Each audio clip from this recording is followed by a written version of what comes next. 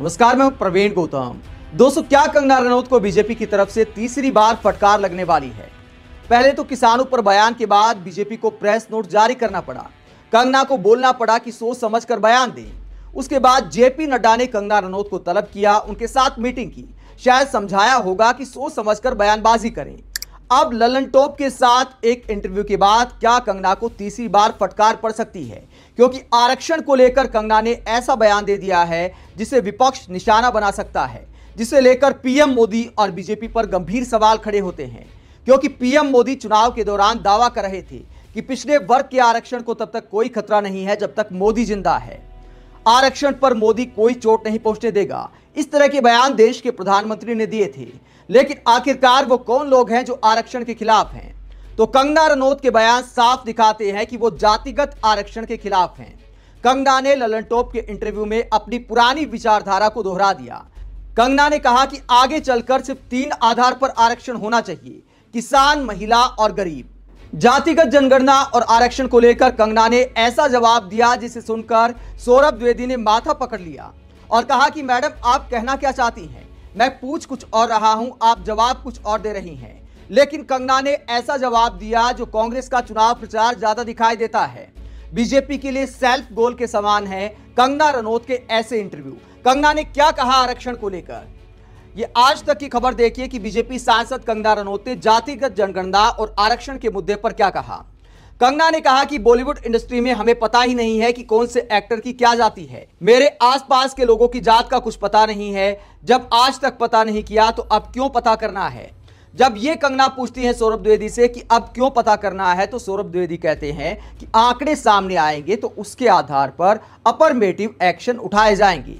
यानी क्या करना है, सरकार को क्या नीतियां बनानी है गरीबों के कल्याण के लिए, दलितों के कल्याण के लिए, पिछड़े वर्ग के कल्याण के लिए। सरकार के सामने एक डाटा होगा और उसके आधार पर नीतियां बनाई जाएंगी, ये सौरभ द्विवेदी कहते हैं।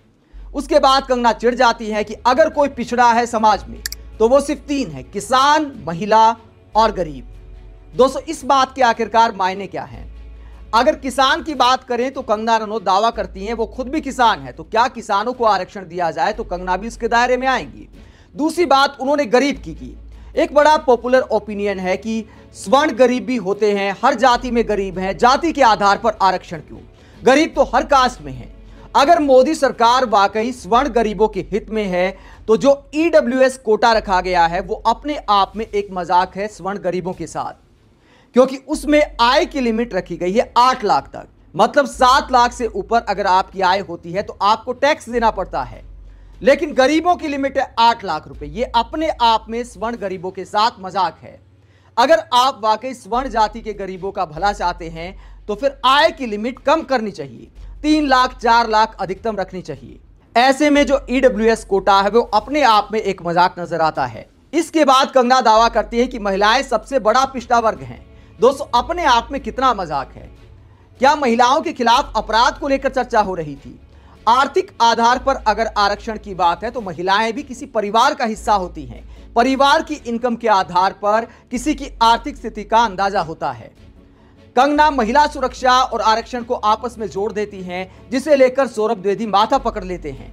क्या आरक्षण के तहत महिलाओं के लिए सुरक्षा का प्रावधान किया जाता है?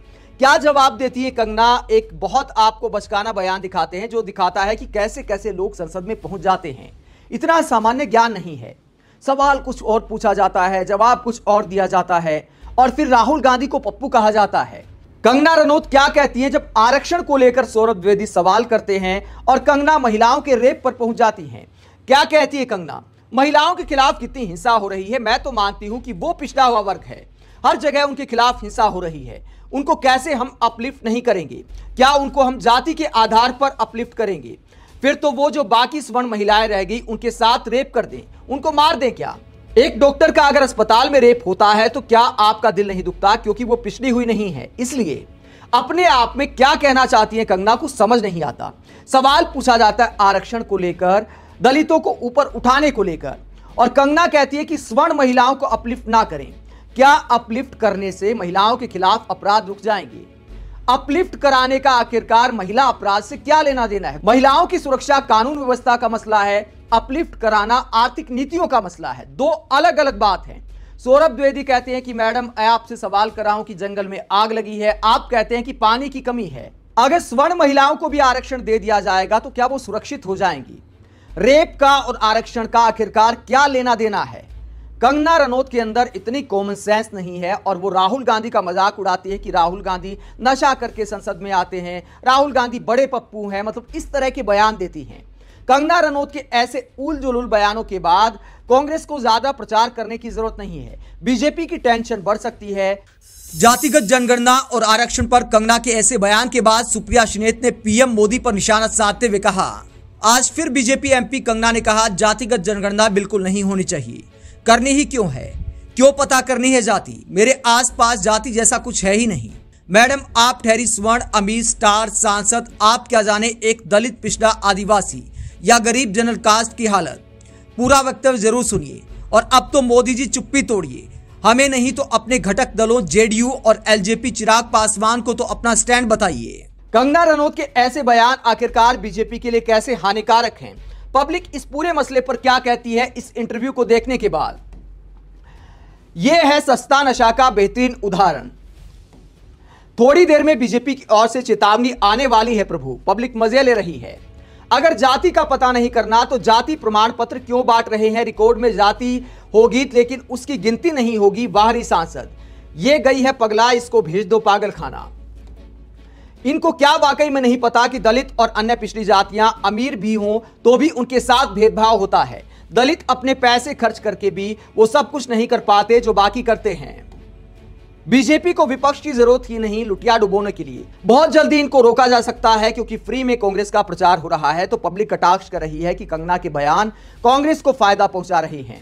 आरक्षण को लेकर पहले ही बीजेपी फंसी हुई है। चुनाव में जो प्रचार किया गया कि बीजेपी आरक्षण और संविधान के खिलाफ है, बीजेपी के नेता इस बात पर अफवाह फैलाने का आरोप लगाते रहे। लेकिन कंगना जब खुलकर कहती हैं कि आगे सिर्फ 3 आधार पर आरक्षण होना चाहिए, किसान, महिला और गरीब, तो आखिरकार अफवाह कौन फैला रहा है जब आपके सांसद खुलेआम कहते हैं कि अब जाति के आधार पर भविष्य में आरक्षण नहीं होना चाहिए। हालांकि कंगना यह भी कहती है कि मैं पार्टी की नीति के साथ हूं, लेकिन मेरा ऐसा मानना है कि भविष्य में 3 आधार पर ही जातियां होनी चाहिए।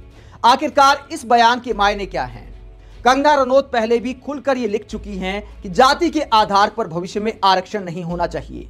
तो बीजेपी इस मामले में अब घिर सकती है। एक बार फिर विपक्षी नेता, चुनाव चूंकि कई राज्यों में है तो इस बात को मुद्दा बना सकते हैं कि जब बीजेपी की सांसद आरक्षण के खिलाफ, जातिगत आरक्षण के खिलाफ खुलकर बोल रही हैं तो यह पार्टी का आधिकारिक स्टैंड है।